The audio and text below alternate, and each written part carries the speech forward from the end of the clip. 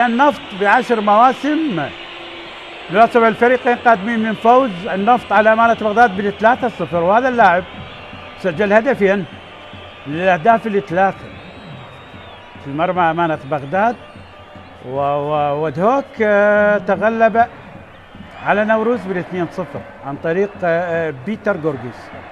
هذه اللاعبين اللي سجلوا الأهداف للفريق في المباريات الماضية متواجدين، يعني الحديث عن أمادو، وكذلك تتحدث عن وليد كريم الواضح بالصورة،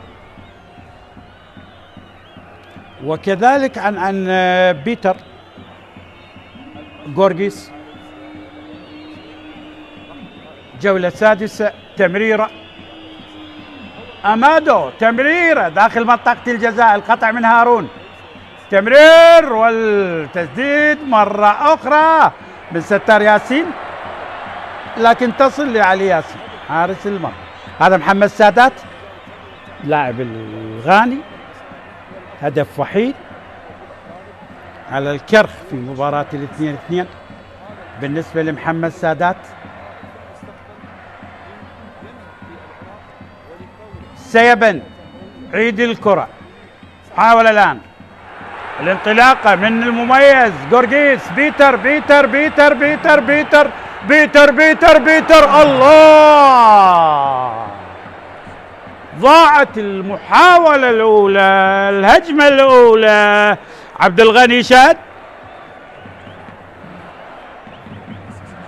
ثالث مدرب لدهوك في رقم قياسي، يعني أنت ب5 جولات 3 مدربين. جورجيس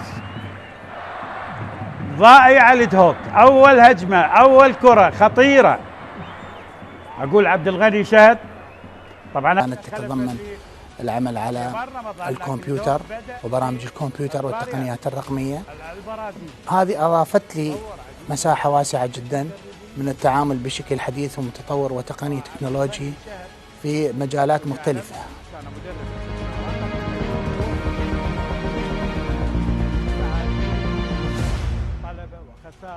المهندس جابر عبد خاتشي الحشيمي، مرشح عن محافظة بغداد، كتلة الإعمار والتنمية، رقم القائمة 207، رقم متسلسل 102، وكيل وزارة الإعمار والإسكان لمدة 10 سنوات، ورئيس فريق الجهد الخدمي والهندسي مدة 2 سنين. فريق الجهد الخدمي والهندسي تابع رئاسة الوزراء اللي اشتغل في المناطق الزراعية في بغداد والمحافظات كافة، وحققنا خدمات كبيرة لهذه المناطق بتطويرها، وشملت الأعمال اللي اشتغلنا بها الشوارع، تبييض الشوارع والأرصفة والماء والمجاري وكافة البنى التحتية.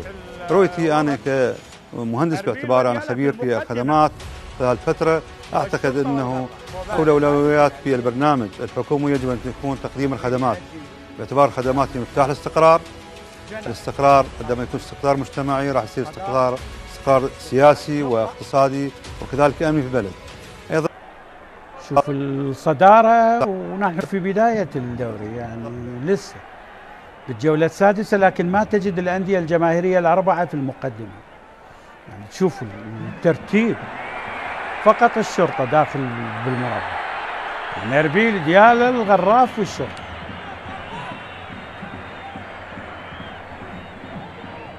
سعد ناطق مشوار طويل لهذا اللاعب الدولي مع الشرطة، القوى الجوية، لعب للعربي القطري، عاد النعمة موسم ثاني مع النفط.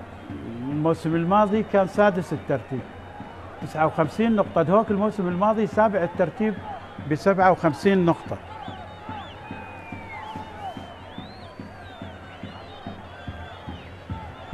أحمد خالد هدفين طبعا على نادي القاسم وعلى الكرخ. انطلاقة من وليد، تغطية حاضرة من سعد، عيدها علي ياسين إلى التماس للنفط. هذا ستار علي ياسين حارس مرمى دهوك.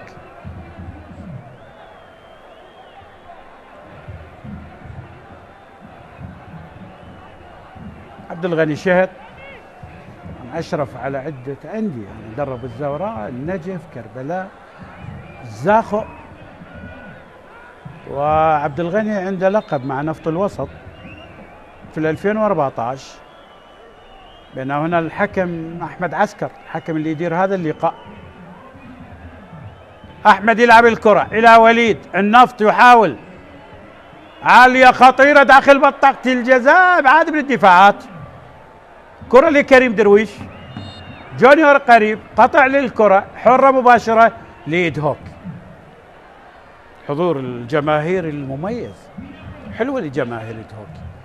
أندية الشمال يا جماعة محلية دورينا، يعني تتحدث عن جماهير نوروز، زاخو، أربيل، إيد هوك، حضور المميز والتشجيع الجميل.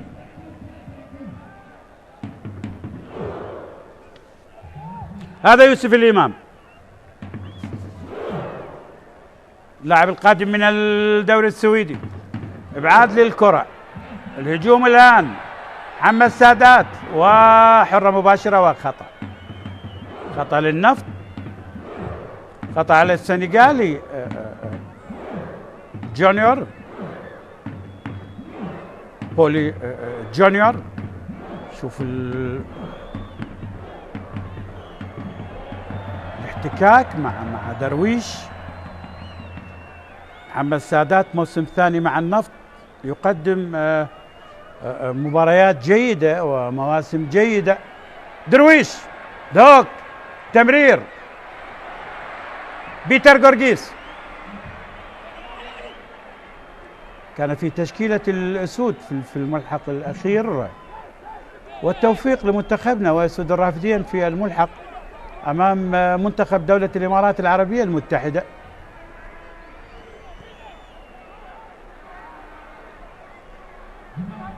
خادم رسول إلى سيبند عقيد بالوسط،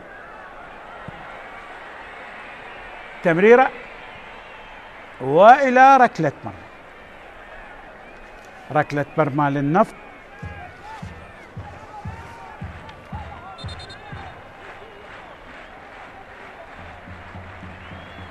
أول لقاء جمع الفريقين في 98، الموسم الأول اللي توقف فيه الدوري الممتاز. 2-2 بجار إسماعيل عمر أحمد لإيد هوك، بينما جعفر عمران وثامر محسن للنفط. الموسم الماضي على هذا الملعب خسر النفط طبعا بهدف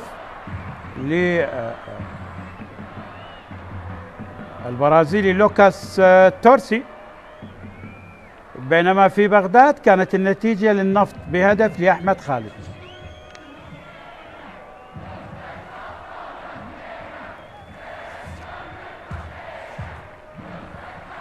كرار يلعب الكرة قريبة جدا، جاد الله راجع الكرة، الخطأ والتسديدة وإلى ركلة مرمى. ركلة مرمى. اعتقد ديار يا أخي أخطأ.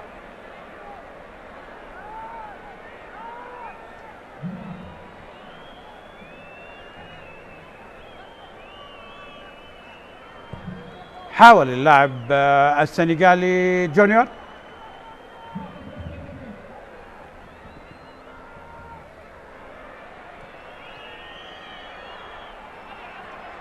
طالت الكرة،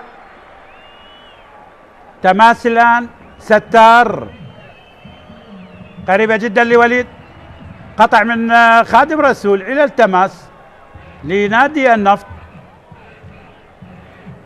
هذا السنغالي، بينما هنا عبد الغني شهد. ثاني مباراة لعبد الغني مع هوك، مباراة وحيدة وتغلب على نوروز بهدفين مقابل لا شيء. أحمد خالد النفط يحاول الآن داخل منطقة الجزاء، ابعاد من الدفاعات، كريم درويش لبيتر جورجيس، ابعاد للكرة محمد سادات اللاعب الغاني.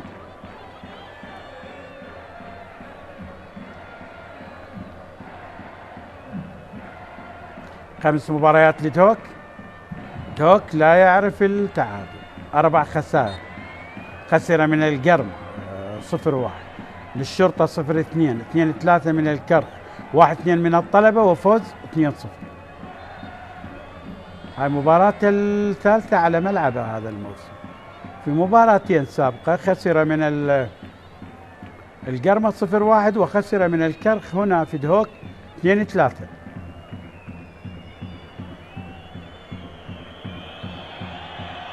أمادو تمريرة سامي لي كرار. النفط يحاول بعد للكرة. الانطلاق الآن من هناك زاكري لاعب العادي موسم ثالث مع دهوك. يانيك زاكري بالوسط تمرير ليو كوستا يلعب الكرة. سيبن تغطية من ديار يا أخي.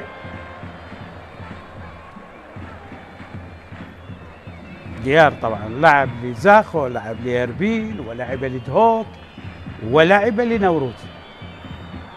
يعني اللي عندي الأربعة مثلها ديار يا أخي. قلب الدفاع طبعا بنادي النفط. سيبن يمر بشكل جميل. هارون تلعب درويش. هذا الخطير هذا المكير هذا المؤثر قرقيس. هارون قريب راجع الكرة. تمريرة لخادم رسول جهة اليسرى يوسف الإمام يلعب الكرة. خاطئة من زاكري إلى التماس. أربيل في المقدمة 16 نقطة. ديالا ثانيا 13. الشرطة ثالثا 12 والغراف رابعا ب 12.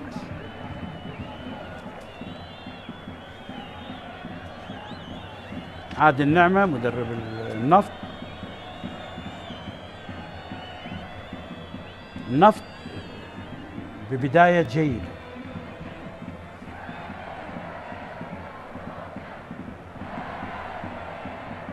علي ياسين تمريرة للسيبند عقيد. تقطع الكرة من حسام جاد الله. هدف وحيد لحسام على نادي القاسم في مباراة 3-0. هذا جاد الله. أحمد خالد وحرة مباشرة وخطأ. هذا أحمد خالد.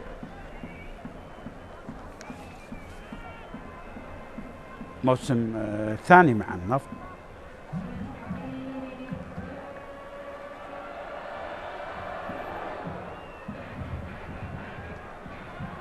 ناسب أحمد خالد الفريق عندما التقوا الموسم الماضي في بغداد كانت بال1-0 سجل الهدف أحمد خالد. هل يكرر في هذا المساء أحمد خالد ما فعل في الموسم الماضي؟ كرة بالوسط سامي بوركيني تمريرة إلى أمادو. النفط وليد راجع الكرة. محمد سادات إلى وليد كريم. النفط يمر وليد وإلى ركلة مرمى. محاولة كانت عبد الغني شهد مدرب دهوك. أرقام مخيفة في دورينا على مستوى المدربين. يعني أنت يدوب في الجولة السادسة. تصور عزيزي المشاهد 7 أندية غيرت مدربين. القاسم القرمة زوران نفط ميسان النجف نوروز ودهوك. ولغاية الآن نحن في الجولة السادسة.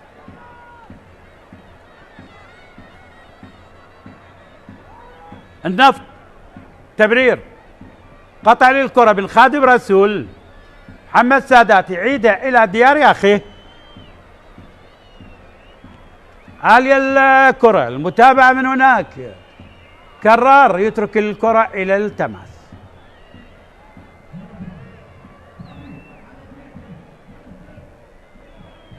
النفط في أول زيارة إلى الشمال يلاقي إدهوك، سيزور الشمال وسيلاقي طبعا أربيل ونوروز وزاخو. خطأ على البرازيلي ليو كوستا، واضح. 55 ضد 55. الله، هاي جماهير دهوك.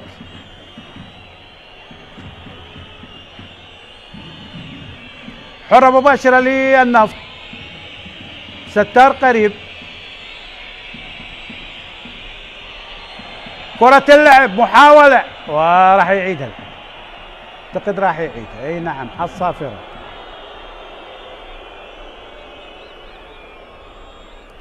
أمادو كان بالصورة.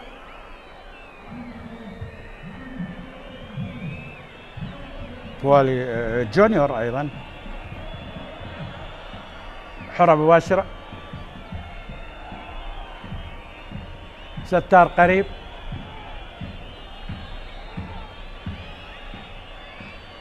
كرة للنفط، ستار ياسين، ساحة لعب فريق نادي دهوك. عالية الكرة داخل منطقة الجزاء، قطع من الدفاعات. محمد سادة حصل الكرة، يمر بشكل جميل إلى اليمين. ستار، انطلاق الآن. وليد لسامعين وإلى الركنية، ركنية للنفط.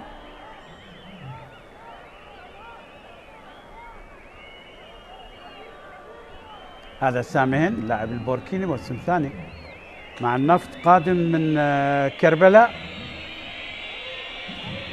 20 دقيقة مرت. يا من تتابع قنوات شبكة الإعلام العراقي في كل مكان. تعادل سلبي لغاية الآن.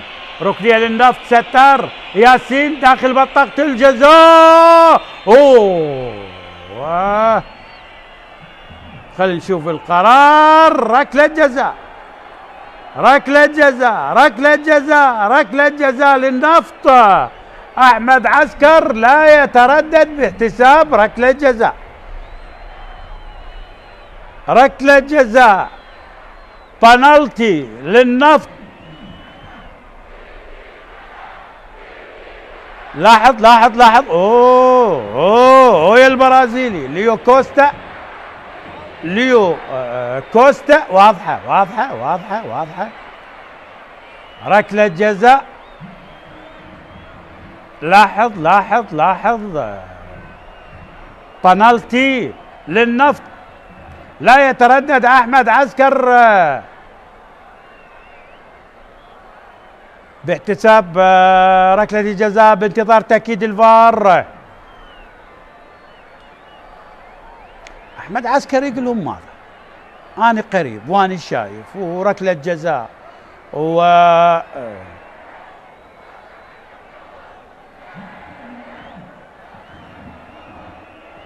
حديث مع غرفة الفار بانتظار تأكيد القرار.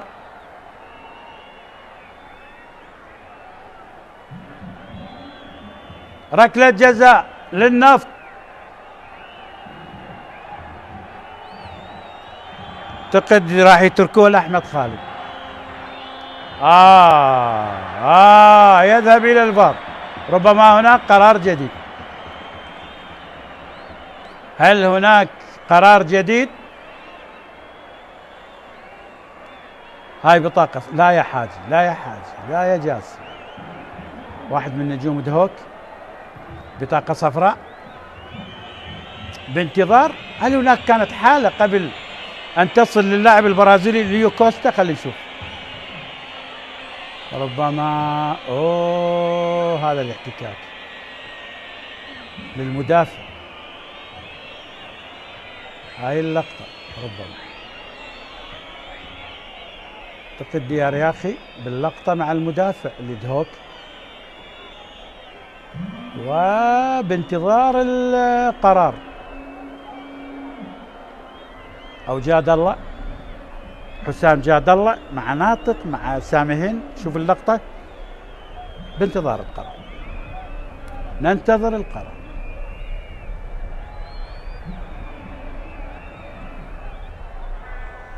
لاحظ لاحظ لاحظ لاحظ. سامهن وجاد الله وسعد ناطق. هاي اللقطة بانتظار القرار.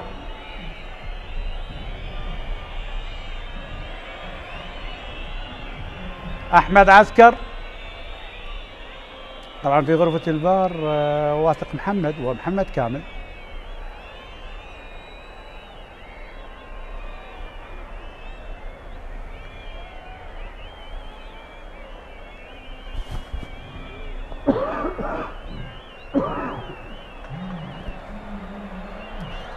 أتى القرار.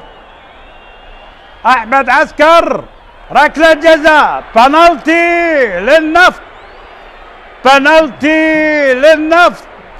راح للفار وتحدث ركلة جزاء، ركلة جزاء.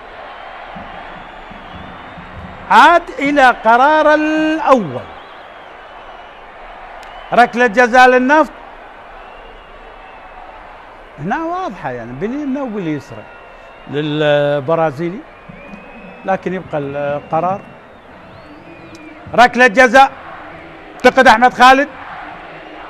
النفط أحمد خالد، يعني توقع شخص قد يغير المدرب. هو سجل على دهوك الموسم الماضي. هل يعيد الكرة؟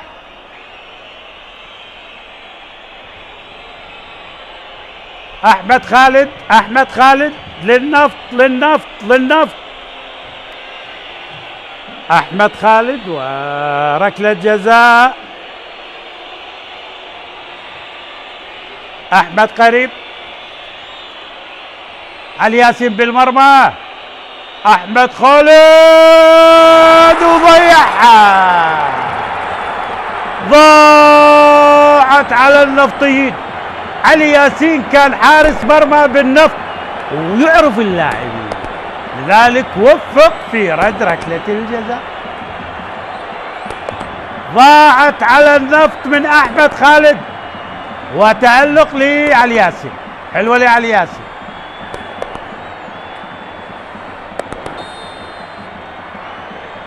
علي ياسين كان مع النفط وعلى دراية كاملة بلاعبين، لذلك ما تردد، أنقذ دهوك من هدف. كان يعني شيء الكثير للنفط. على أي حال ضاعت ركلة الجزاء. حلوة المباراة. شوف علي ياسين مباشرة، حلوة يا علي ياسين. أحمد خالد ينجح علي ياسين برد ركلة الجزاء.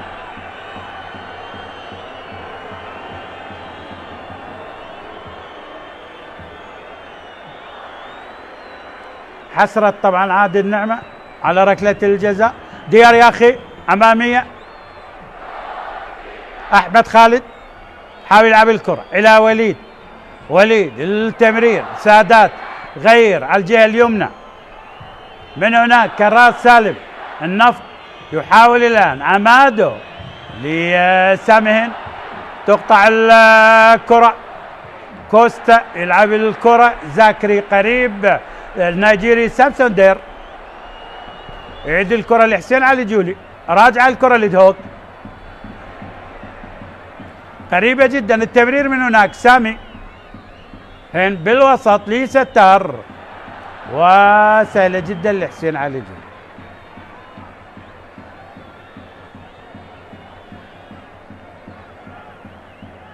سامسون دير.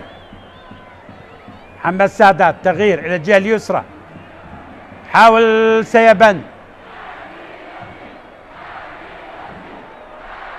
حسام جاد الله والتماس للنفط، تقطع من سعد ناطق.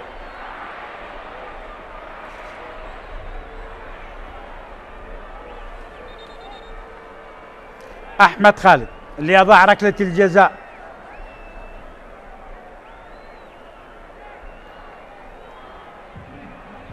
حاول وليد ستار يلعب الكرة، أمادو قريب وتصل لعلي ياسر. أمامية من علي للحارس لحسين علي جودي.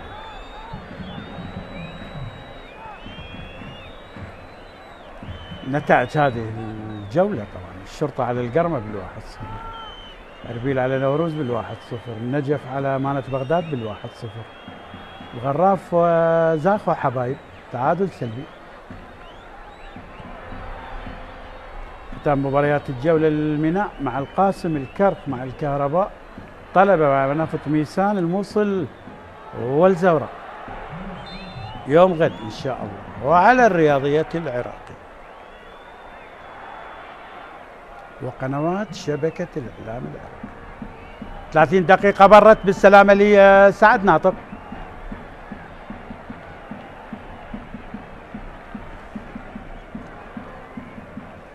هوك الفريق اللي لديه طبعا لقب وحيد في 2009 بقيادة الجنرال باسم قاسم. مباراة نهائية ضد الطلبة، ويومها خالد مشير سجل الهدف.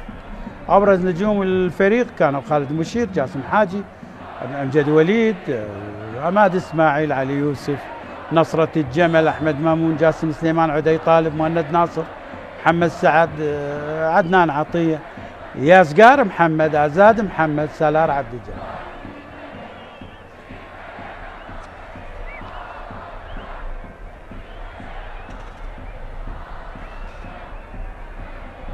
عبد الغني شهد التوجيهات. أحمد النفط راجع الكرة لديار يا أخي، ديار. أحمد خالد التمرير إلى سامي، سادات تمرير، سانسوندير إلى الطرف الأيمن، من هناك لي كرار، أمادو راجعة لي خادم رسول لاعب السنغالي،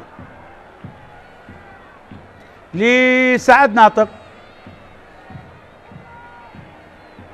ليو كوستا راجعة لسعد، أمامية الكرة، خطأ على سيبان عقيد ولأحمد خالد.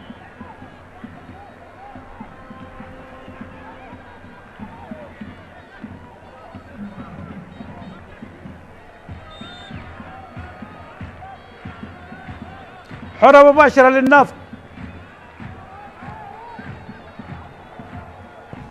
ديار يا أخي، أمامية،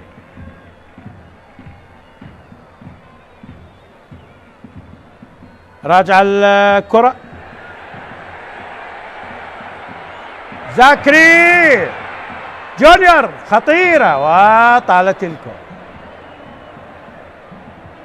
الراية والتسلل هذا السنغالي جونيور.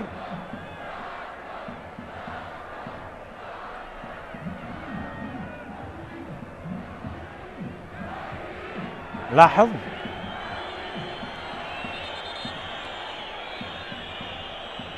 ركلة حرة غير مباشرة.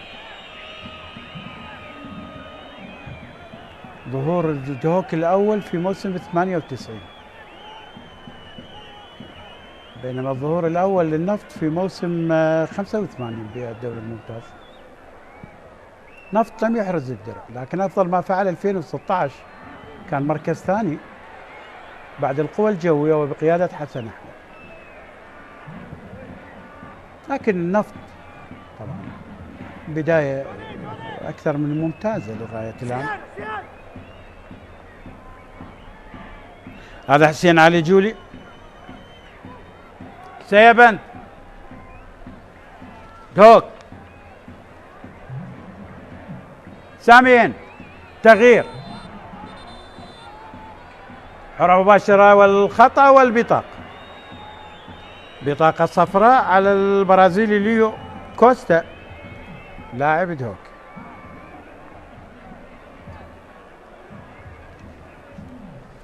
وبالسلامة.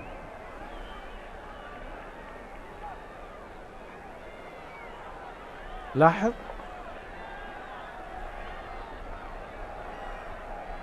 اوه اذا عاد للفار يعني سلامة للبوركيني سامهن.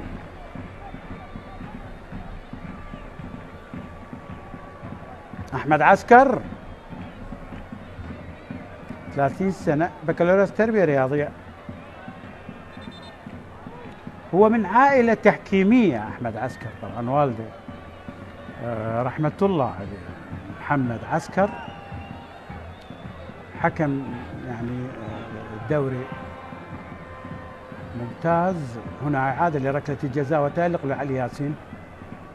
والده محمد عسكر رحمة الله عليه، وأيضا على خطى الراحل الوالد بالنسبة لي أشقاء حسين عسكر وعماد عسكر.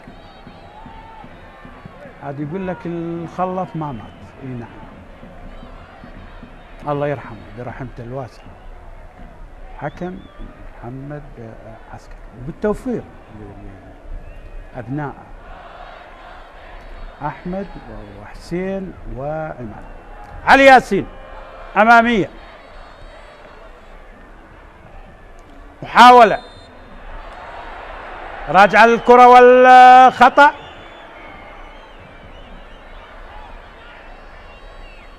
الخطأ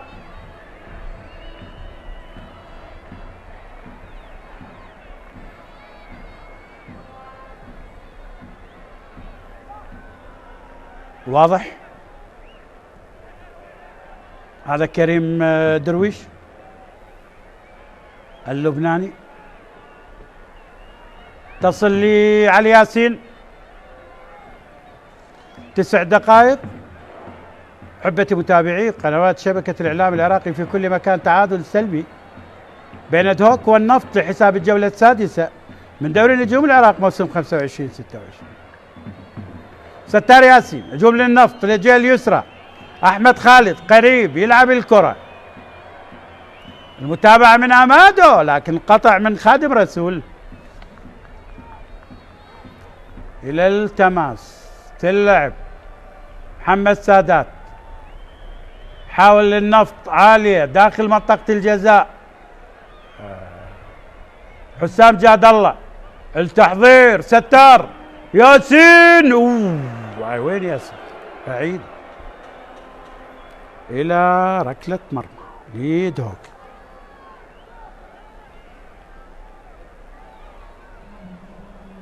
لاحظ بعيدة الكرة. هارون مع سعد ناطق عيدها. علي ياسين وإلى التماس.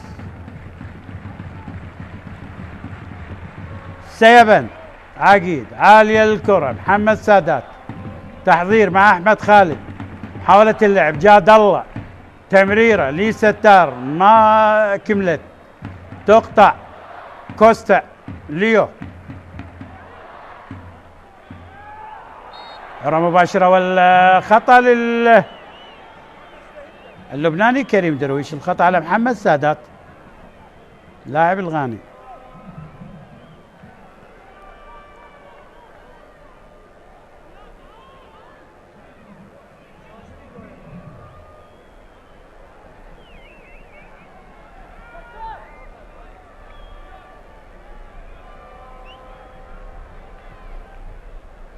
عالية الكرة، جونيور قريب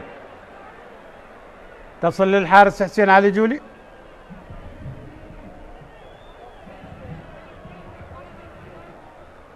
هذا كريم درويش.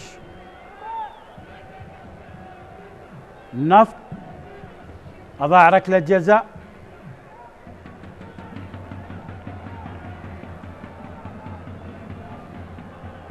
المباراة يعني بشوطها الأول متوسطة المستوى، كنا بحاجة إلى هدف، ما يهمنا هدف دهوكي نفطي،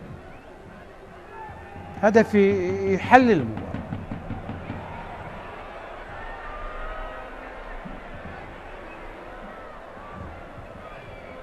أمادو راجع الكرة من أحمد إلى ديار يا أخي، النفط ستار ياسين، ستار طبعا لاعب للطلبة ونوروز وأمانة بغداد، أندية كثيرة. سامي قريب راجع الكرة من هناك الانطلاقة، كرار يلعبها خطيرة داخل منطقة الجزاء،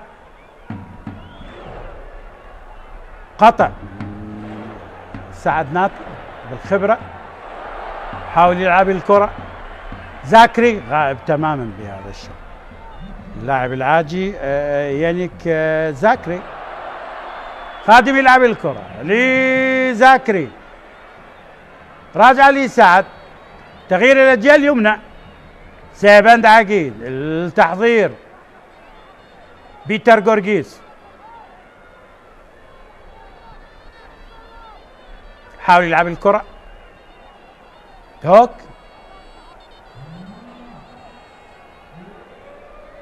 شوط أول غابت الأهداف، أتمنى أن تحضر بشوط المباراة الثاني. خادم رسول يلعب الكرة لسعد، بيتر جورجيس حاول، خطيرة خطيرة خطيرة خطيرة ومرت، ضاعت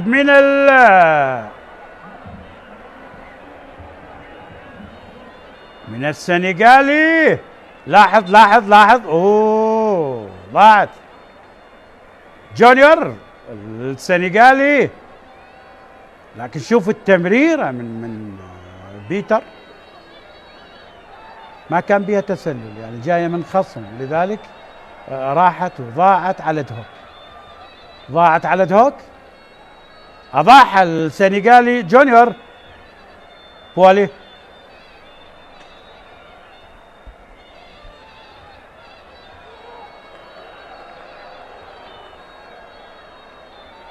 تماس الآن، هذا سيبند عقيد، عبد الغني الشهد مدرب دهوك، والتوجيهات سامسون دير إلى سامي هيل، النفط تقطع الكرة بن هارون، تمريرة راجع لحسين علي جولي، حاول النفط، سيبان قريب، وليد لجاد الله، أقرب لوليد، الانطلاق الآن، اعتقد الراية والتسلل على فريق نادي النفط.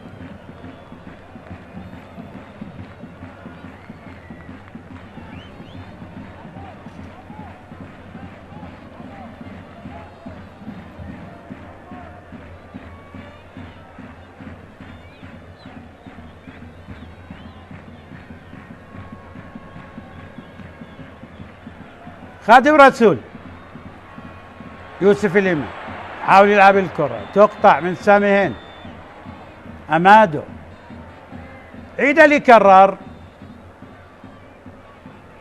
صراع ستار قريب وليد كريم، لكن التغطية حاضرة، تصل لعلي ياسر، علي اعتقد بكل روح رياضية.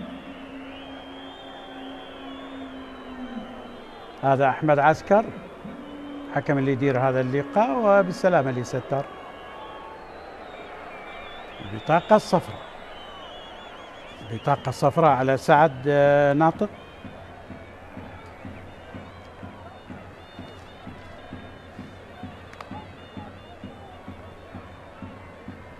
لاعب دهوك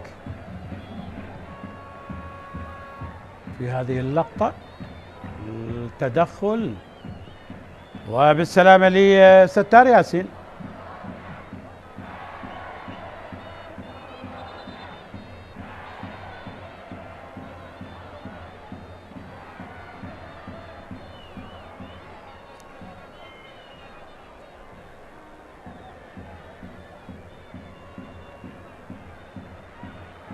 حلوة، يعيدها محمد السادات بكل روح رياضية، لاعب النفط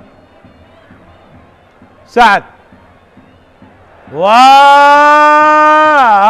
بمكان خطير. حاول يوسف الإمام، راجع الكرة يوسف،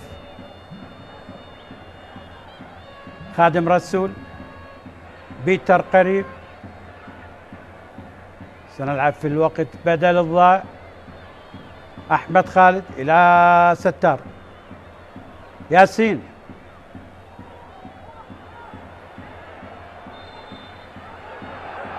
صافرة والخطأ، اللاعب بولي جونيور. 4 دقائق. شوف التدخل،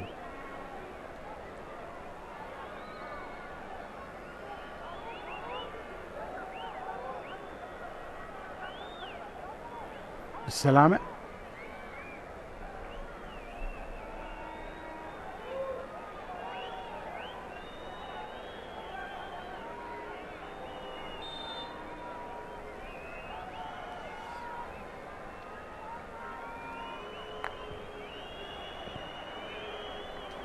عالية الكرة،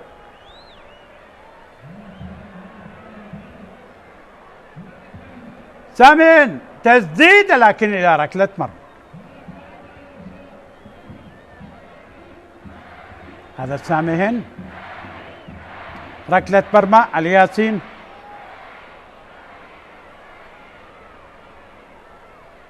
إعادة نفط،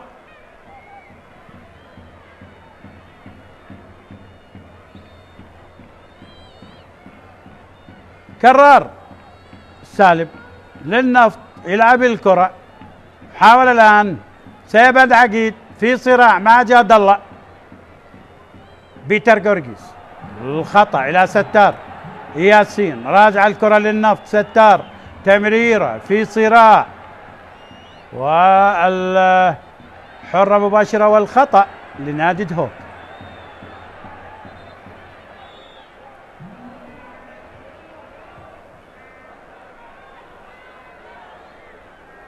دقيقتين متبقية مع الوقت بدل الضائع على نهاية شوط المباراة الأول. تعادل سلبي ما بين دهوك والنفط، طبعا لحساب الجولة السادسة من دوري نجوم العراق موسم 25-26. هارون يلعب الكرة بطريقة حلوة، عادها كرار سالم لحسين علي جولي. خلاص اعتقد شوط المباراة الأول تعادل سلبي، إلا إذا هناك كلمة لأحد الفريقين بالدقائق الأخيرة. جاد الله يلعبها قريبة جدا، يبعد للكرة إلى بيتر جورجيس، بيتر دوك بيتر وإلى التماس. لا خلاص الشوط الأول بتعادل سلبي. هذا سيبان، بيتر بعاد للكرة،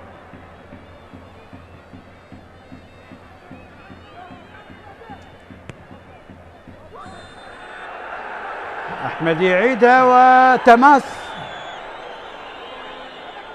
وهناك خطأ. خلينا نشوف.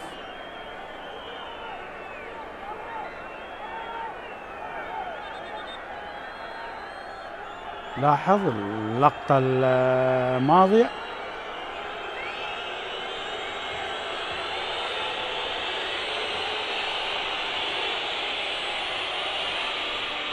بولي جونيور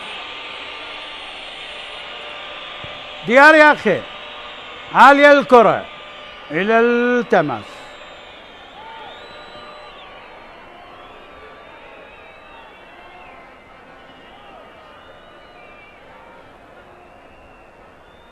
أحمد خالد، صافرة الحكم أحمد عسكر تنهي أحداث شوط المباراة الأول. الشوط الأول ينتهي بالتعادل السلبي طبعا ما بين إدهوك والنفط. لنا عودة بعد الاستراحة، إلى اللقاء.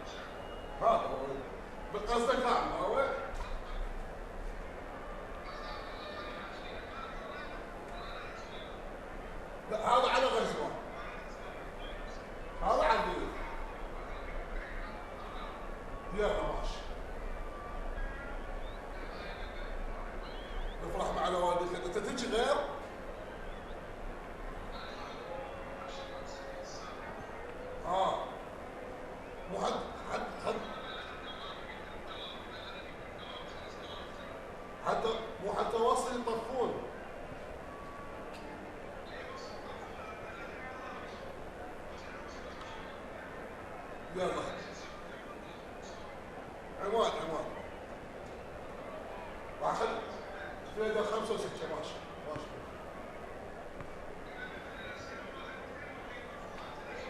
ماشي ممنون ابو ادريس حبيبي.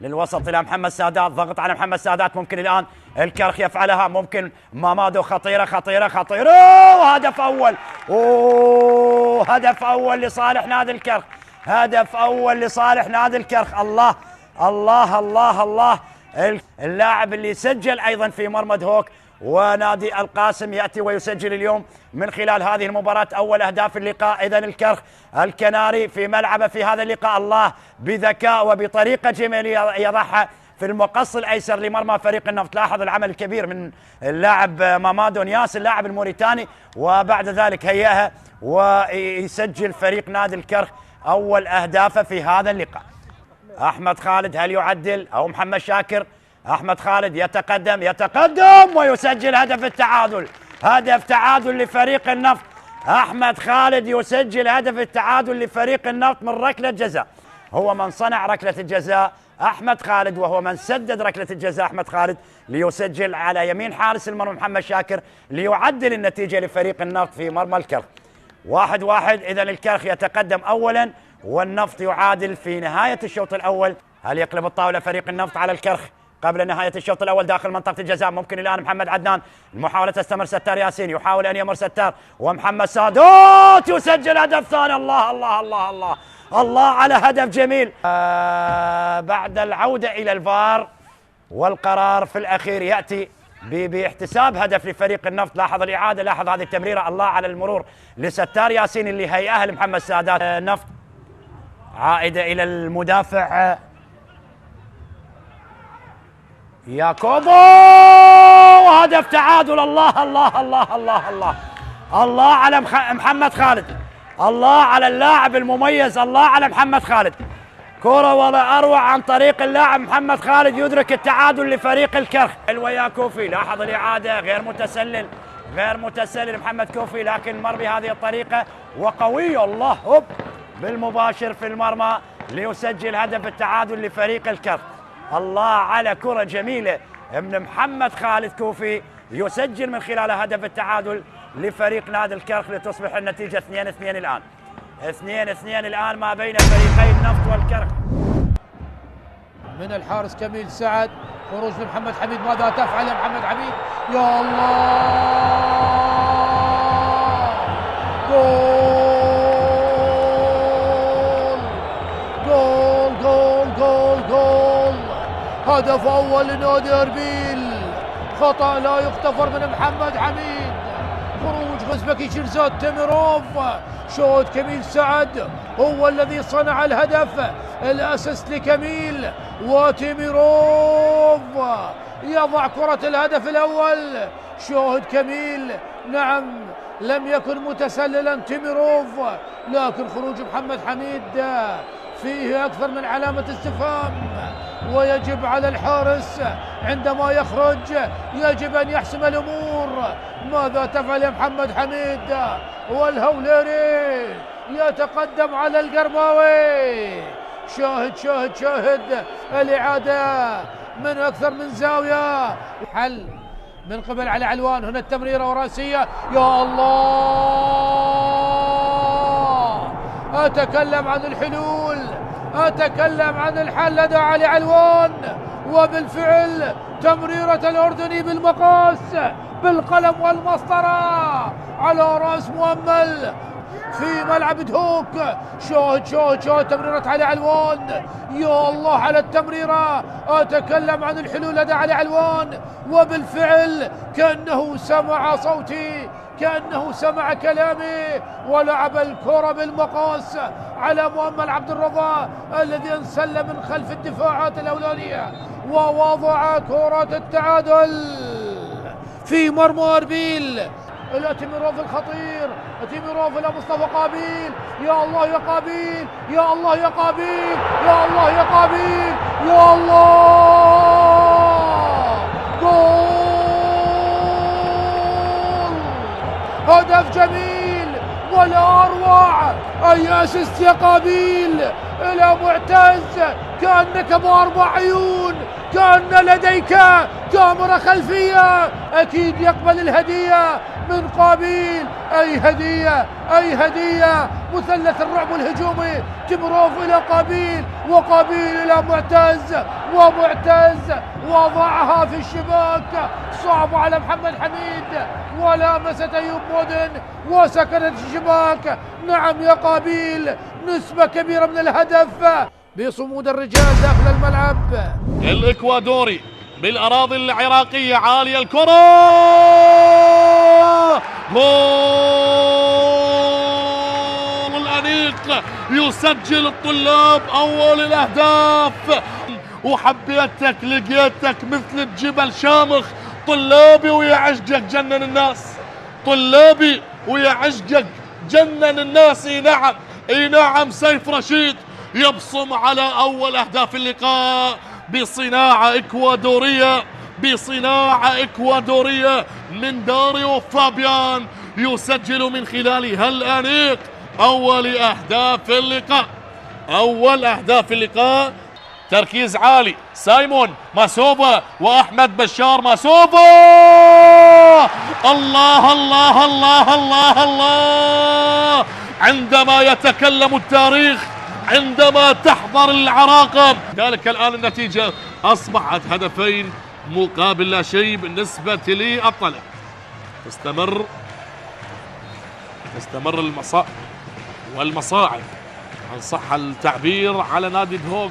المباراة الرابعة من دون انتصار، الجولة الرابعة حتى اللحظة من دون نقاط، من اقليم كردستان حتى العاصمه بغداد من اجل التعويض وممكن هدف للتقليص. جول!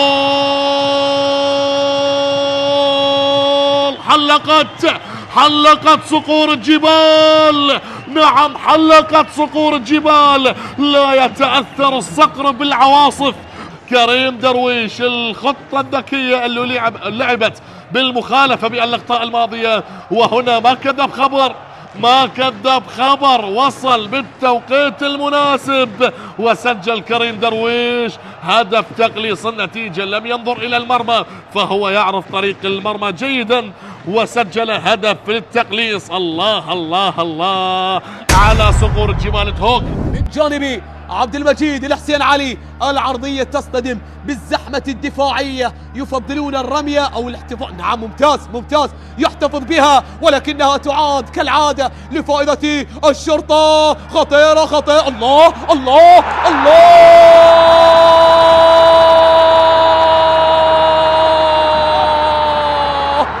بسيناريو المباراة الماضية، بسيناريو القيثارة، تعزف السيمفونية، يعزف اللحن الأول بألحانهم بقيادة الموسيقار، بقيادة الفنان، بقيادة الفرعون مؤمن سليمان. الهدف الأول في الربق الأخير، أحمد يحيى هو من فك الشفرة، هو كلمة السر، هو من يلفظ كلمة الانتصار لمصلحة القيثارة. الله، بعد صمود أكثر من 93 دقيقة بمحاولات المستمر. الله بس حدثني على الأسيست، على التحضير، على التمرير. مشاهدينا الكرام، نعم، بصناعة بأسيست خرافي خالد من جانب محمد داود. أجمل من الهدف وأغلى من الهدف وأغلى من الذهب أيضا. تبقى المحاولة لزاخو، باحث ضاغط. بداية المباراة، البداية القوية بالنسبة للقبصان الحمراء، عالية ديبوتي، جول ديبوتي ديبوتي ديبوتي ديبوتي، أعلنها ديبوتي، أطلق العنان وأطلق الأفراح على المدرجات. ديبوتي بكرة الأولى، بهدف أول، بكرة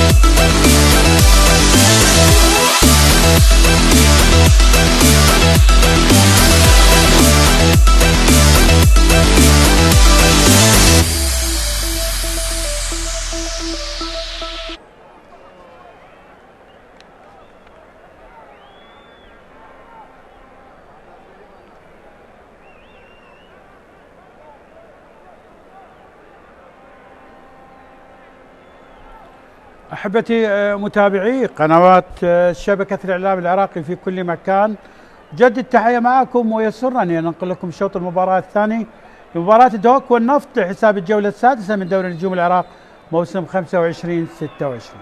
لمن التحق بنا الآن، طبعا الشوط الأول انتهى بالتعادل السلبي ما بين الفريقين مع إضاعة ركلة جزاء طبعا لنادي النفط. بداية الشوط الثاني طبعا فريق نادي النفط الفريق الضيف سيلعب من يسار الشاشة بالزي الأبيض، بينما نادي دهوك من يمين الشاشة بزي التقليدي الأصفر. عادل نعمة مدرب النفط بنفس الأسماء اللي بدأ بها المباراة، حسين علي جولي بحراسة المرمى، هناك كرار سالم سامسندير، ديار ياخي، أحمد خالد، هناك سامي هن، محمد سادات، ستار ياسين، حسام جاد الله، وليد كريم وأمادو. بينما مدرب دهوك السيد عبد الغني شاهد أجرى تغيير واحد بصفوف نادي دهوك. دهوك يلعب بعلي ياسين بحراسة المرمى، يتواجد يوسف الإمام، خادم رسول، سعد ناطق، سيبن عقيل بخط الدفاع. بالوسط يعني زاكري، هارون أحمد، منتظر محمد يلعب بديلا طبعا لكريم درويش، يتواجد البرازيلي أيضا ليو كوستا، وفي المقدمة بيتر غورغيس وبولي جونيور.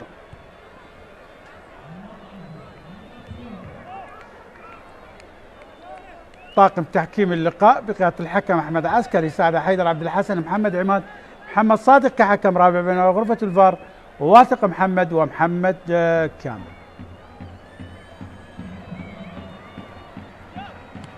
كرة اللعب، محاولة الآن وليد كريم للنفط، يحاول قريبة جدا، قطع من يوسف الإمام، يلعب الكرة لسعد وإلى التماس، تماس لنادي النفط.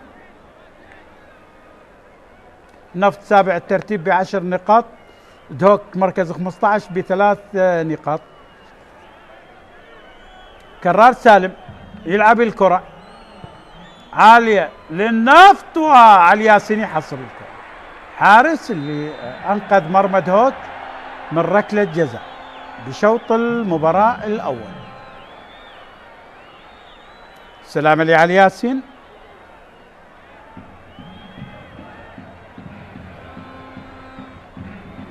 محاولة الأولى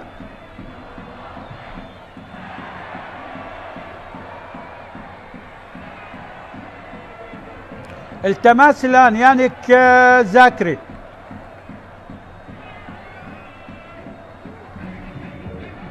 يترك الكرة ليوسف الإمام،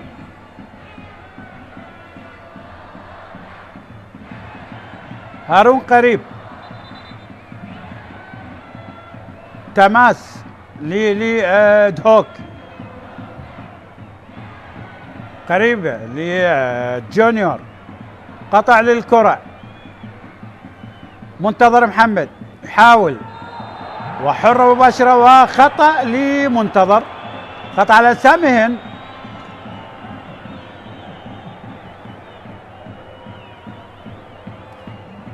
في موسم 22 عندما فاز النفط بال4-0 هذا اللاعب سجل على دهوك 4-0 على دهوك عندما كان لاعبا في النفط. منتظر سجل اي نعم مع حسام جاد الله ودينيس وعثمان ثاني في موسم 22 بال4-0 للنفط على دهوك، عندما كان منتظر محمد كنوش مع النفط سجل واحد من الأهداف الأربعة. بيتر غورغيس دهوك يبدأ الشوط الثاني بالهجوم، حرة مباشرة أخطر من الركنية لنادي دهوك.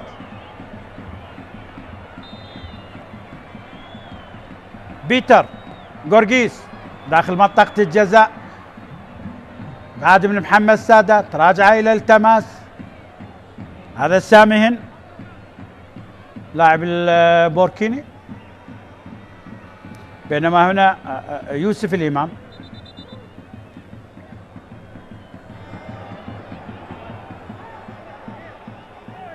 صاحب 21 سنة قادم من الدوري السويدي. توجيهات لعبد الغني شهد، خادم رسول، عيد الكرة لسعد ناطق، سيبند عقيد،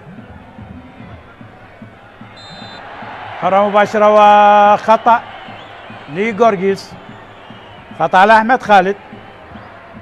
هذا بيتر غورغيس، هدفين على نادي نوروز.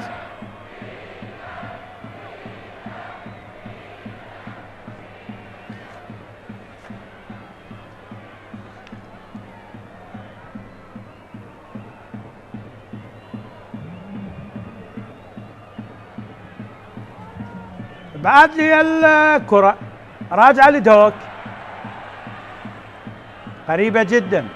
وليد حاول خطيرة لكن تصل لي علي ياسين حارس المرمى. حاول فريق النفط بالكرة الماضية. هارون منتظر قريب، قطع للكرة، جاد الله يخطأ وتماس للنفط من الجهة البعيدة.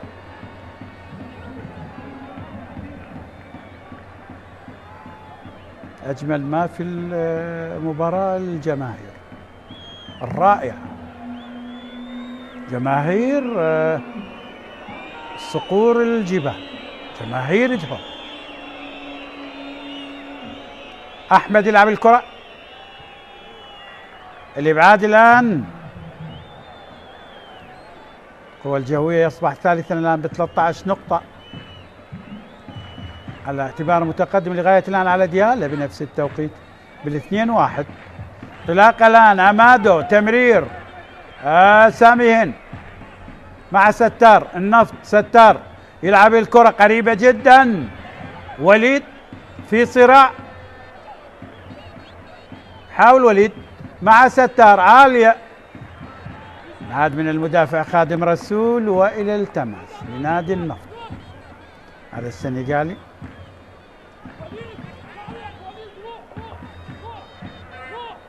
كرر، سالم للنفط، ستار يلعبها إلى أمادو، خطيرة للنفط، أمادو ولا الراية والتسلل على اللاعب القادم من النيجر أمادو.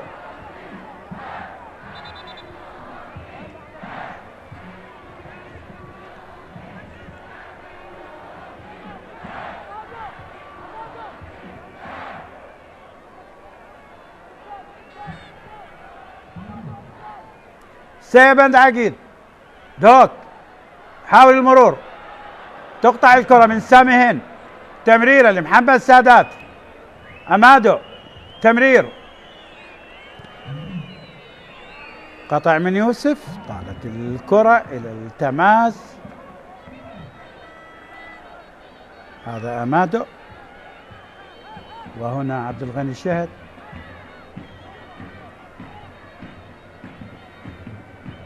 حاول تصحيح الوضع دوك، انطلاق الآن بيتر لكن القطع من أحمد خالد إلى الركنية.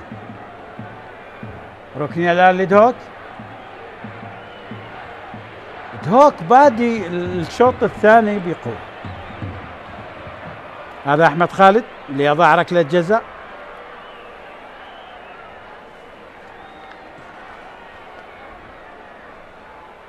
حسين علي جولي حارس المرمى. عالية الكرة لنادي دهوك والرأسية من بولي جونيور سامبو هذا السنغالي إلى ركلة مرمى لفريق نادي النفط.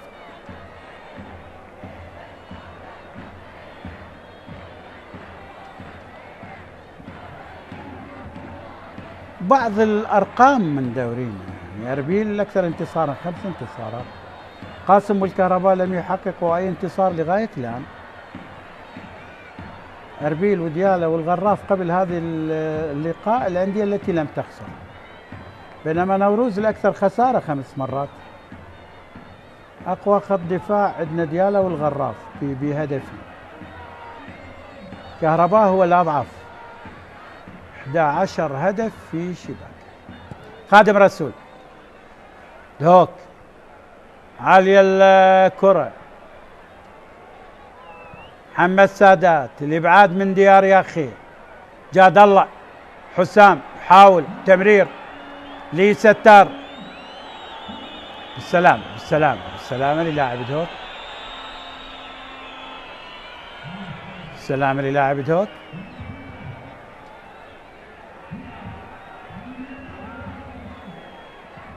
سيبند عقيد بالسلامة. السوري سائد السويدان طبعا مساعد لعبد الغني شهد.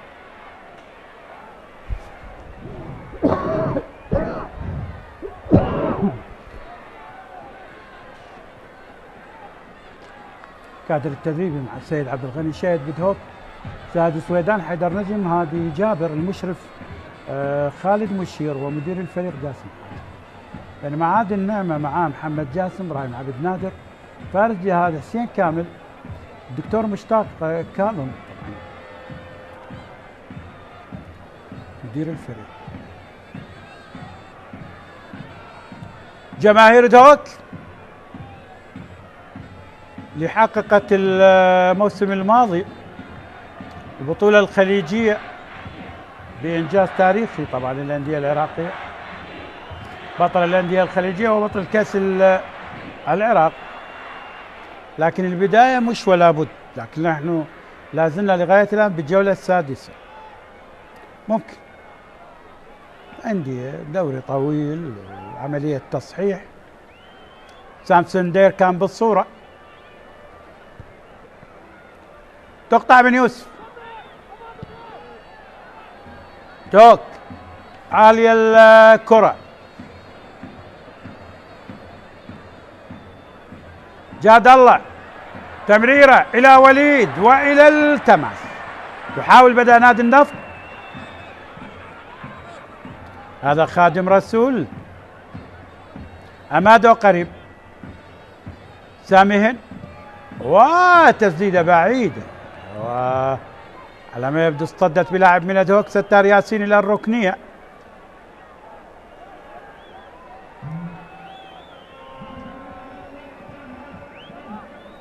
اللقطة الماضية حاول وليد لكن القراءة الممتازة من خادم رسول.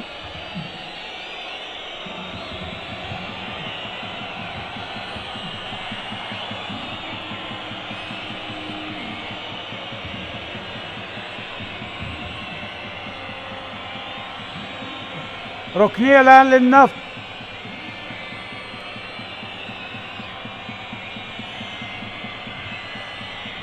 ستار يلعب الكرة داخل منطقة الجزاء بعد من دفاعات دهوك.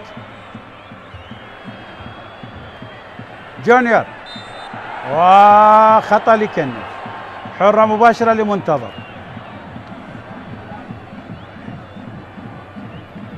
أكبر فوز لدهوك في لقاءات الفريقين 4-0 في ال2000 عبد الحسين جواد هدفين، حسين عبد الله وزيرفان عبد الله. بينما بالنفط في 2022 ايضا 4-0 حسام جاد الله وكنوش الواضح بالصورة وعثمان سانيه ودينيس.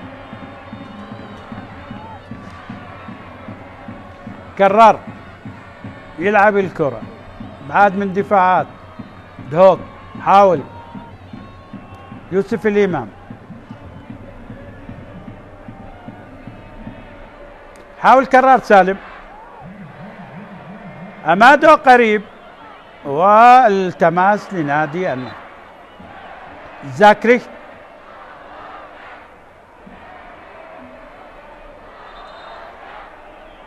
كرار سالم اللاعب القادم من الحدود.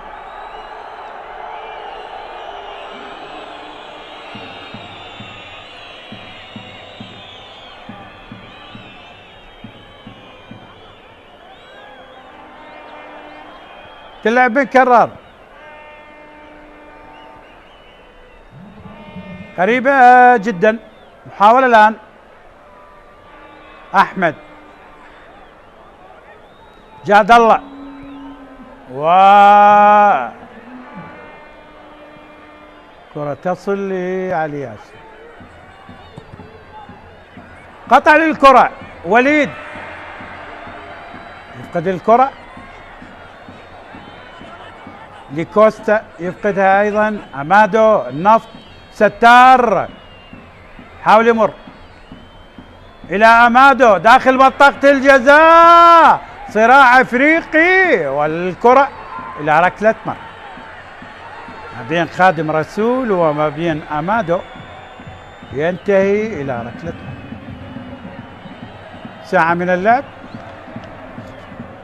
60 دقيقة يا من تتابع قنوات شبكة الإعلام العراقي في كل مكان. تعادل سلبي بين دهوك والنفط، مباراة لحساب الجولة السادسة من دوري نجوم العراق موسم 25/26.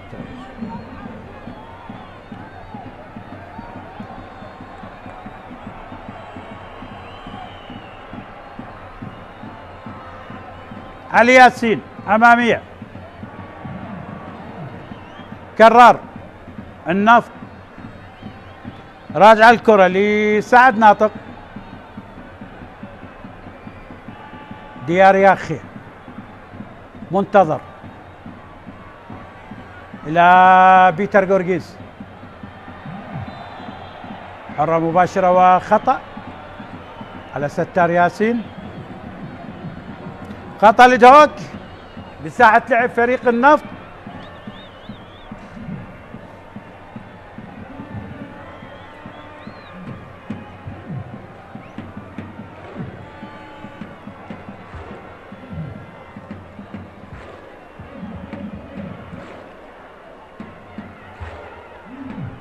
عبد الغني شهد مباراة ثانية مع دهوك، انتصار على نوروز. بيتر غورغيز حرة مباشرة لنادي دهوك،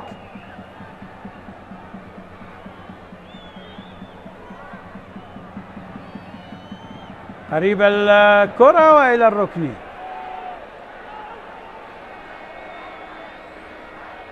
سامهن البوركيني قطع الكرة الماضية.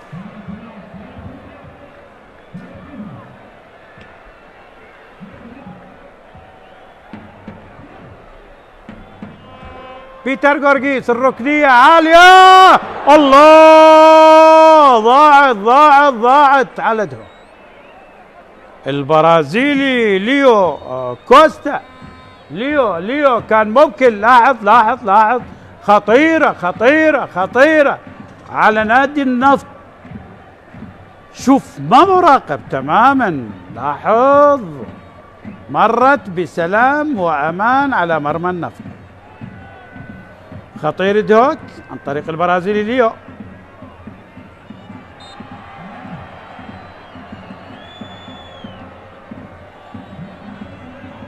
هذا حسام جاد الله،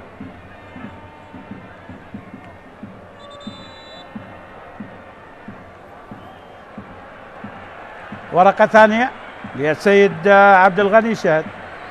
زاكري ما أدى اليوم، مو بيوم، اترك المباراة لحسن عماد. وباشنج عبد الله بديلا لهارون.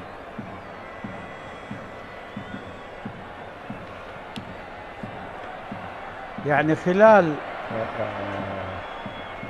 18 دقيقة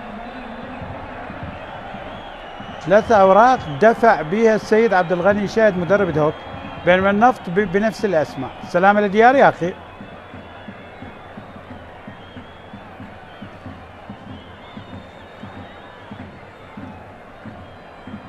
باشنج عبد الله يشترك مع حسن عماد مع منتظر محمد، بينما السيد عادل النعمة بنفس الأسماء اللي بدأ. هذا باشنج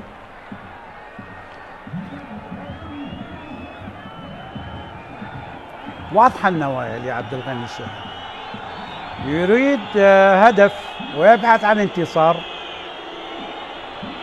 أحمد خالد النفط، جاد الله قريب، وليد أمادو النفط، أمادو يمر خطيرة، جاد الله وابعاد للكرة، راجعة سامي هند النفط خطيرة، وليد عملية تحضير مع ستار ياسين، راجعة الكرة للنفط، عملية تمرير، محاولة والخطأ للاعب بولي جونيور سامبو، خطأ على محمد السادات. هذا عسكر مع طاقم تحكيم اللقاء يدير المباراة بشكل جيد لغاية الآن. يوسف قريب حرة مباشرة،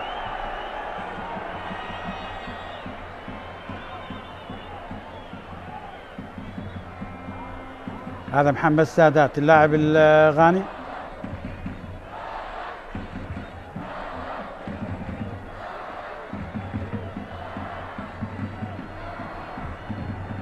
الموسم الماضي مبارياتهم بال1-0 في دهوك وفي بغداد. في دهوك سجل لوكاس تورسي اللاعب البرازيلي، وفي بغداد طبعا سجل لدهوك، وفي بغداد سجل للنفط أحمد خالد. سعد ناطق، سيبان إلى يوسف الإمام، تمريرة صراع الأفريقي سامسندير للنفط، يمر بشكل ممتاز، تمريرة مع كرار، عملية تحضير، جاد الله مع وليد لكن أقرب لعلي ياسر. كنوش سيبان دوك بيتر جورجيز، عيد الكرة لسعد منتظر، علي ياسين، حاول فريق دهوك، حرة مباشرة والخطأ على السنغالي جونيور سامبو.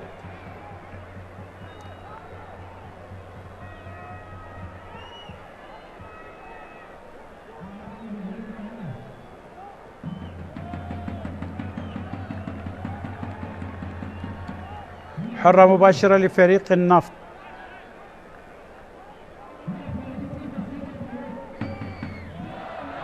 سامسندير هنا الكابتن أقدم لاعبي الفريق، 10 مواسم لوليد مع النفط، عالية الكرة وبعيدة إلى ركلة مرمى.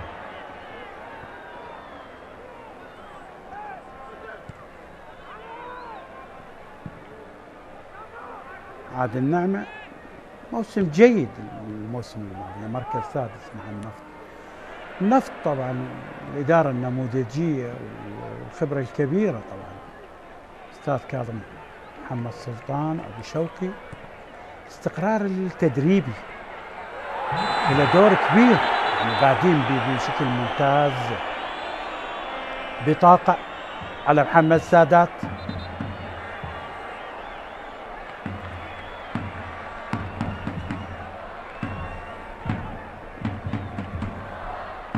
بطاقة صفراء على محمد سادات الغاني لاعب النفط.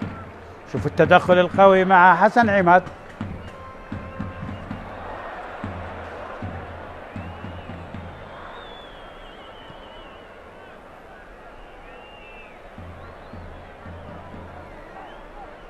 ديار يا أخي إلى أحمد خالد، ستار ياسين. النفط سيعود إلى الشمال في 3 زيارات، يقابل أربيل وزاخو ونوروز. محمد سادات، تمريرة أمادو، كرار، تماس للنفط. هذا حسن عماد لاعب البديل. سامين، مباراة مقفلة تماما، ما تتحمل أكثر من هدف كرأي شخصي متواضع. سامسون دير للنفط عالية، تغيير، قطع من السيبن. أحمد خالد لستار، التمريرة محمد سادات لسامهن بساحة لعب فريق نادي ادهوك. تمريرات نفطية، كرات نفطية، محاولة الآن.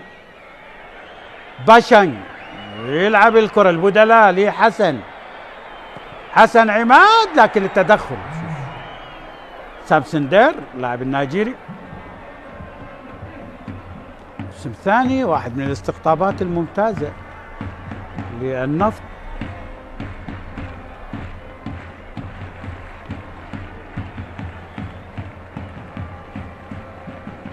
هذا يوسف الإمام. دوك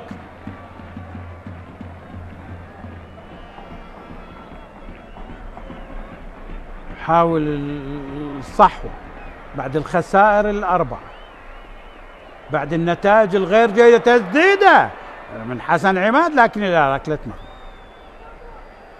هذا حسن عماد واحد من الأسماء الشابة، بينه هنا حسين علي جولي.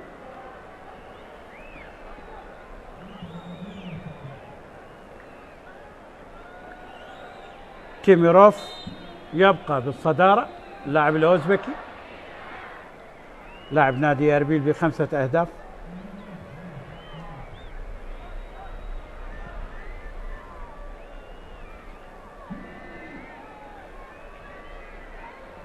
التماس الآن، سيبن، باشنج قريب، سامهن، النفط. ديار يعيد الكرة إلى حسين علي جو.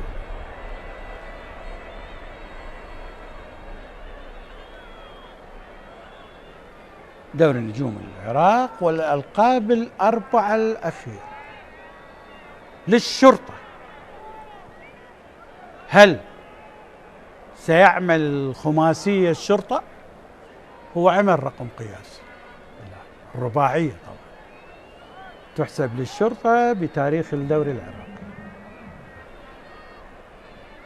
صراع كبير سيكون ما بين الشرطة الأندية الأخرى. الآن المربع أربيل ديالة تتحدث عن الغراف، عن الشرطة، عن القوى الجوية، لكن ليس بعد. غاية الآن نحن في الجولة السادسة.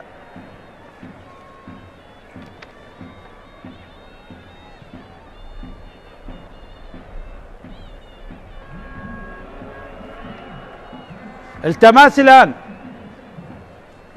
منتظر يلعب الكرة لبيتر، سيبن، ليو، بيتر جورجيس، راجع لي سعد، خادم رسول،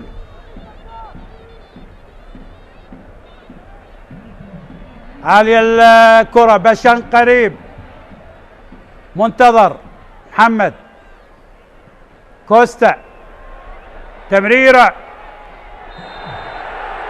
حسن قريب والخطأ، دفع عليك يا حسن يا عماد.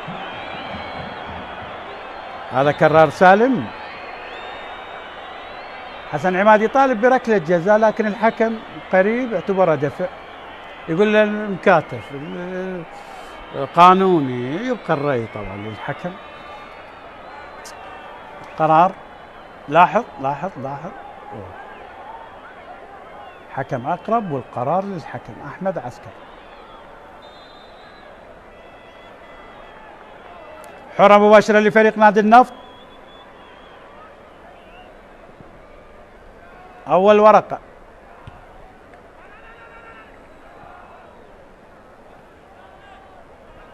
أمادو، موتاري ترك المباراة لمشتاق،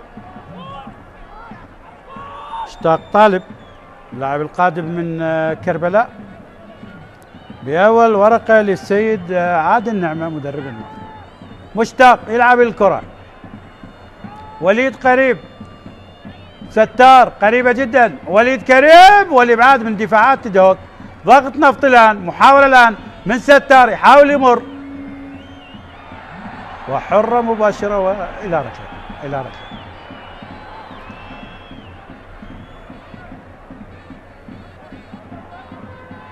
مشتاق طالب في أول ورقة للسيد عادل نعمة في تشكيلة النفط. ديار قريب، سامسون دير، بعد للكرة النفط، محاولة الآن، جاد الله، سيبن، تماس لنادي دهوك.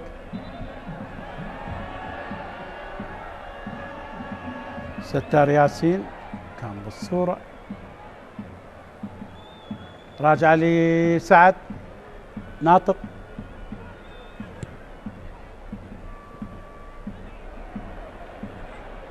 تمرير الآن، محاولة، لاعب البديل مشتاق لكن بعد من خادم رسول.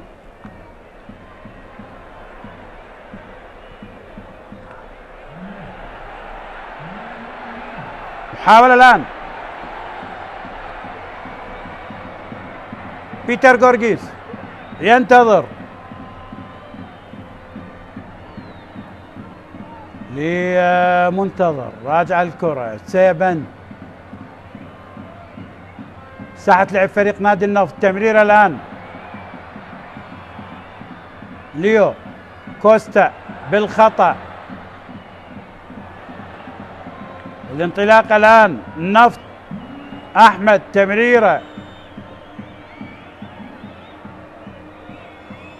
لوليد كريم، راجع الكرة، ستار، تمرير وأقرب للحارس علي ياسر.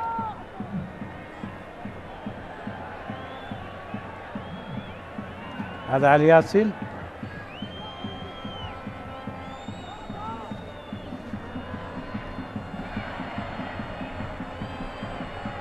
بيتر جورجيس، دوك، سيبن لمنتظر، انطلاقه واقرب لحسين علي جولي.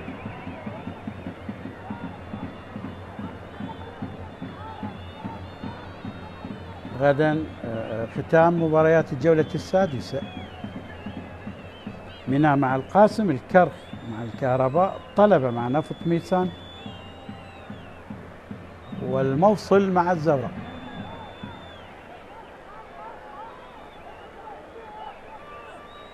هذا سيبند عقيل.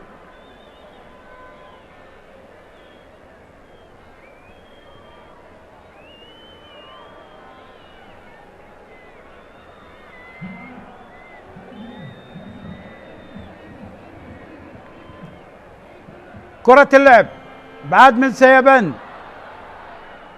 سامسون دير عيد الكرة. محمد سادات راجعة إلى ديار يا أخي. ديار نفط تمرير انطلاقة من حسام جاد الله. جاد الله جاد الله جاد الله خطيرة خطيرة خطيرة للنفط. عملية تحضير وليد وليد وليد وليد. اوه راحت عليه ضاعت على وليد. والكرة إلى ركلة مرمى.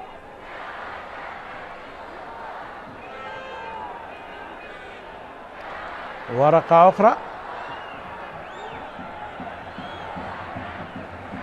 السنغالي بولي جونيور يترك المباراة للاعب أندريه.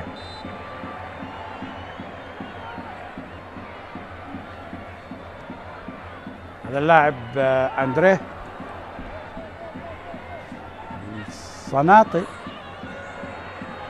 لاعب لنادي الميناء. عالية الكرة أقرب لي علي. محاولة خطيرة كانت للنفط.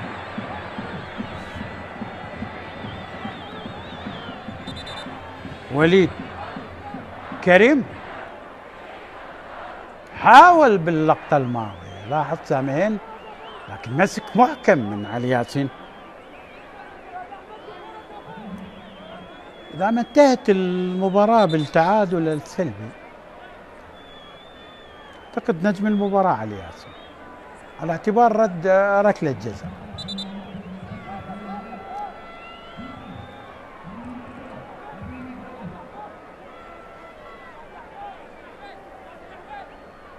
عاد النعمة والتفكير بالمباراة.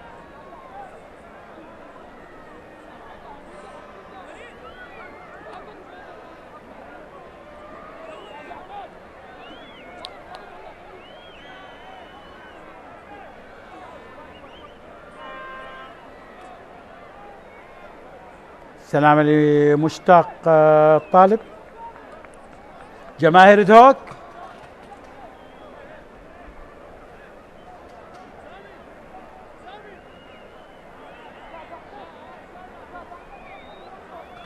خادم رسول مع مشتاق.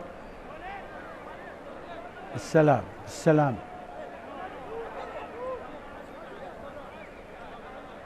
جانب من الحضور والمتابعة للقاء.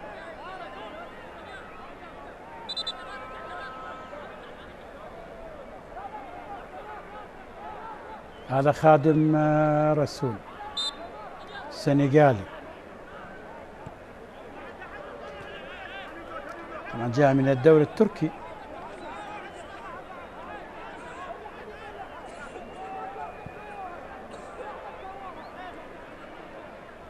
تماس لنادي دوك 8 دقائق أخيرة على عمر اللقاء. تعادل سلبي يا حبايب ما بين دوك والنفط بحساب الجولة السادسة من دوري نجوم العراق موسم 25-26.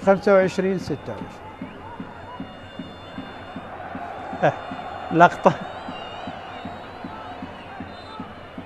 سامسون دير يشرح لأحمد عسكر اللقطة الماضية.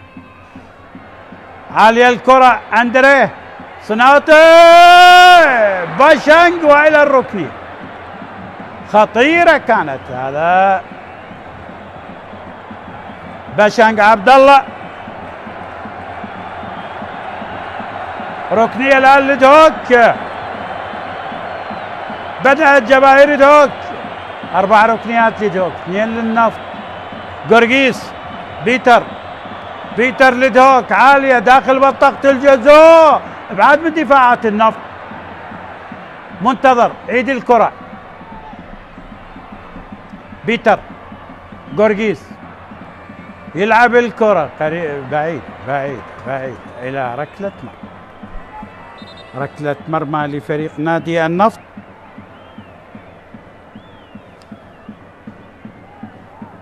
أعتقد النقطة للنفط يعني في ظل السفر والترحال ووضعية المباراة.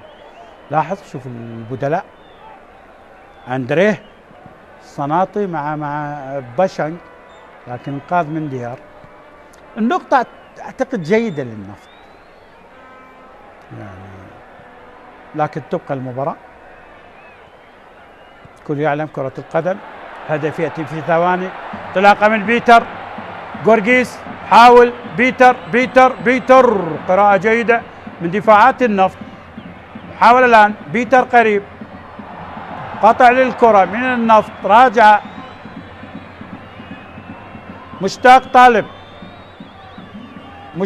مشتاق تمرير لوليد، وراجعة من سعد لعلي ياسر. عادل النعمة والدكتور مشتاق كاظم. نفط منتظر،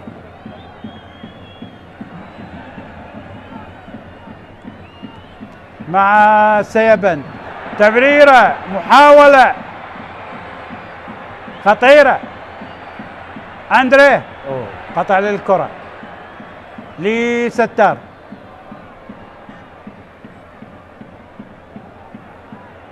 سامي هند، مشتاق،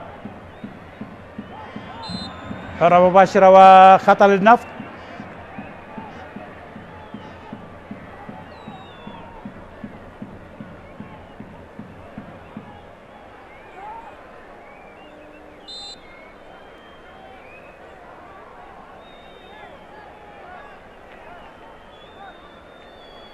اللقطة الماضية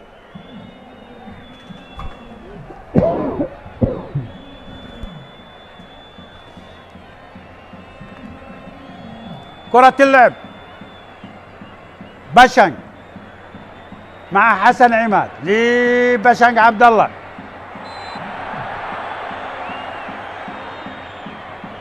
وحرة مباشرة وخطأ هذه المرة على كرار سالم.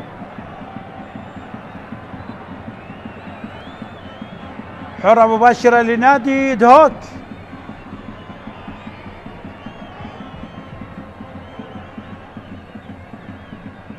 مباراة أقرب للتعادل السلبي، إلا إذا هناك كانت كلمة. بيتر جورجيس عالية، جولي حراس قدموا مباراة ممتازة، سواء حسين علي جولي أو علي ياسين، لكن تحسب لعلي ياسين ركلة الجزاء اللي ردها.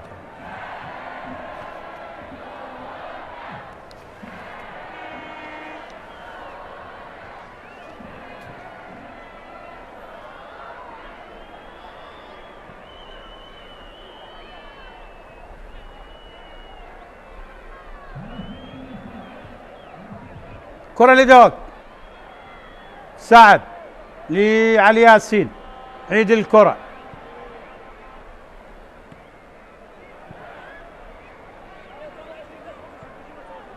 راجعة من ديار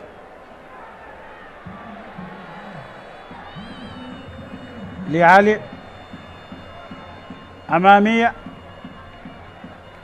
بالوسط ستار ياسين لكرار،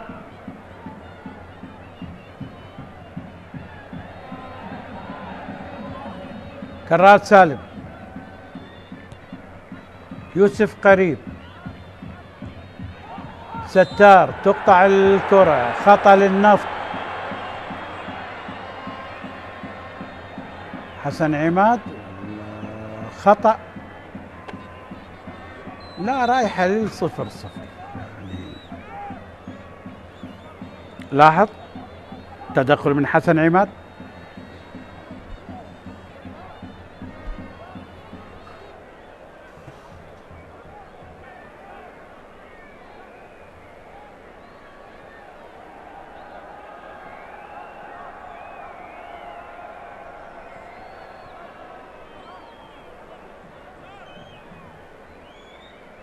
لاعب آخر جاد الله، حسام جاد الله يترك المباراة لمحمد عدنان. دوحي سبق اللعب لسامراء وللقرمة. مشتاق قريب مع محمد عدنان، تقطع الكرة، حسن عماد تمريرة، محمد سادات وتماس للنفط. سنلعب في الوقت بدل الضائع.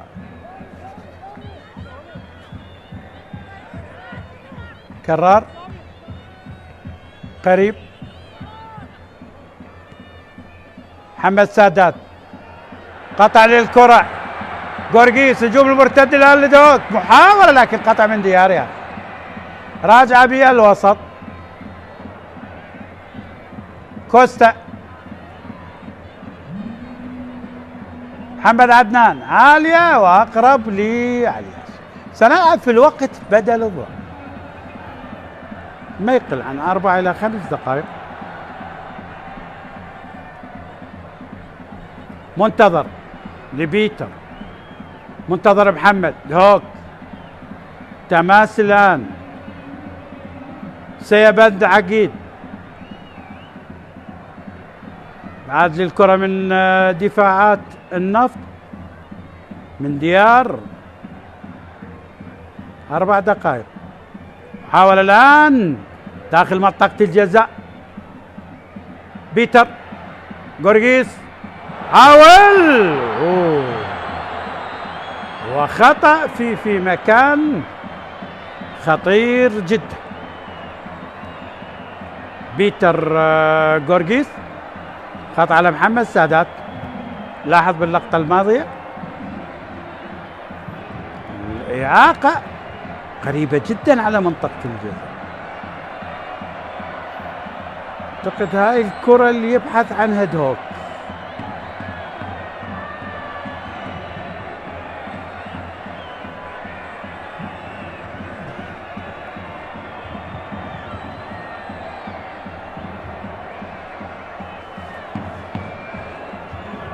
بيتر قرقيس حرة مباشرة لدوك،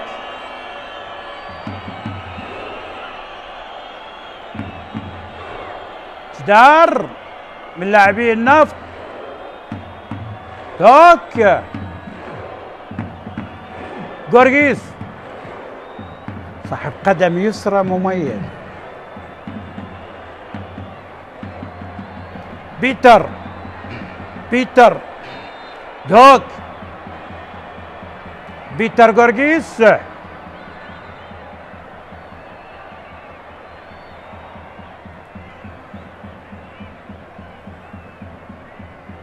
جدار لاعبي النفط.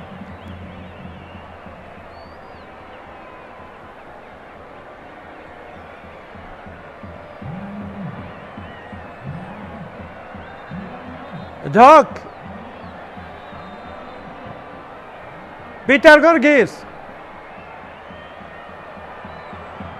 تلعب والإنقاذ من دفاعات النفط. راجع الكرة، حسن عماد عيد الكرة، منتظر عالية، محاولة الآن لنادي دوك، خطيرة خطيرة خطيرة، ابعاد من الدفاعات، راجعة مرة أخرى ويحاول حصل الكرة. حسن عماد بمحاولة إلى منتظر عالية خطيرة، ابعاد من سامسون.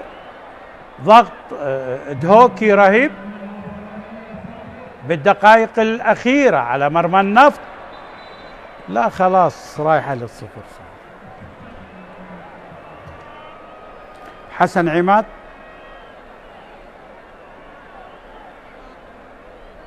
كرار سالم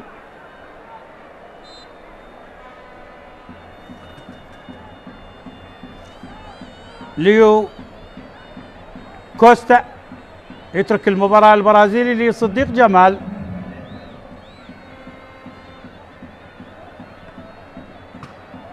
الثواني الأخيرة والتعادل السلبي.